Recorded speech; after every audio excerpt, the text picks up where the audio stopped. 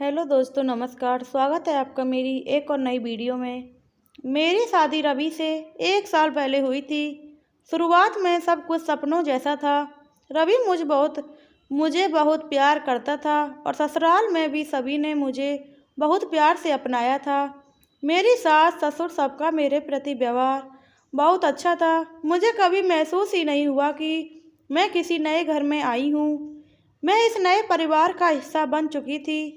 लेकिन कहते हैं ना, हर अच्छे समय में भी कुछ ना कुछ उलझनें होती हैं। मेरी उलझन मेरे मायके वालों की वजह से शुरू हुई। मेरी माँ मुझसे हर हफ्ते फ़ोन पर बात करती थी और मेरे भाई बहन भी मुझसे संपर्क में रहते थे। शुरुआत में ठीक था, लेकिन धीरे धीरे माँ ने मुझे ससुराल के खिलाफ भड़काना शुरू कर दिया। वो लोग मुझे काम की मशीन समझते हैं। तुझे रवि तेरे लिए कुछ खास नहीं करता और तू अपने हक के लिए खड़ी क्यों नहीं होती। ऐसी बातें सुनकर मेरे मन में शक और असंतोष बढ़ने लगा। मैं रवि की हर बात को गलत तरीके से देखने लगी। छोटी छोटी चीज़ों पर झगड़े शुरू हो गए। रवि मुझे समझाने की कोशिश करता, लेकिन मैं मायके वालों की बातों में बहक चुकी थी। एक दिन झगड़ा इतना बढ़ गया कि मैंने तलाक लेने का फैसला कर लिया। रवि ने बहुत कोशिश की मुझे रोकने की। उसने कहा, साक्षी, हर रिश्ता समय मांगता है। हमें एक दूसरे का समझने को समय लगेगा। सब ठीक चला, लेकिन धीरे धीरे मुझे एहसास होने लगा मैं यहाँ पर सिर्फ मेहमान हूँ। माँ के लिए मैं अब जिम्मेदारी बन चुकी थी। घर वालों में मदद करना, काम का बोझ उठाना, खर्चों का बोझ उठाना, ये सब बातें मेरे सिर पर आने लगी। पहले जो माँ मुझे अपनी बेटी समझती थी, अब वही माँ मुझे बोझ समझने लगी। भाई बहन भी धीरे धीरे मुझसे दूर होने लगे। समय बीतता गया और मैं खुद को बेहद अकेला महसूस करने लगी। एक दिन माँ ने मुझसे साफ साफ कह दिया, तू यहाँ कब तक रहेगी? तेरा खुद का घर तो कभी नहीं बस सकता। मेरे दिल में एक गहरा दर्द उठने लगा। मैंने सोचा, क्या मैं सच में बोझ बन चुकी हूँ? उस रात मैं बहुत रोई। मुझे रवि और ससुराल की याद आई। मैं सोचने लगी कि मैंने क्या खो दिया। रवि की बातें मुझे याद आने लगी और वो मुझे कितना प्यार करता था, मेरी कितनी परवाह करता था। और मैंने सब कुछ एक पल में छोड़ दिया, बस दूसरों की बातों में आकर।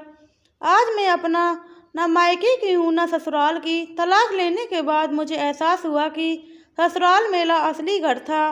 रवि ने मुझसे प्यार किया, मेरा सम्मान किया, और मैंने उस प्यार की कद्र नहीं की। अब मैं सोचती हूँ कि अगर समय वापस आ सकता तो मैं अपनी गलतियों को सुधार लेती, पर ऐसा नहीं हो सकता।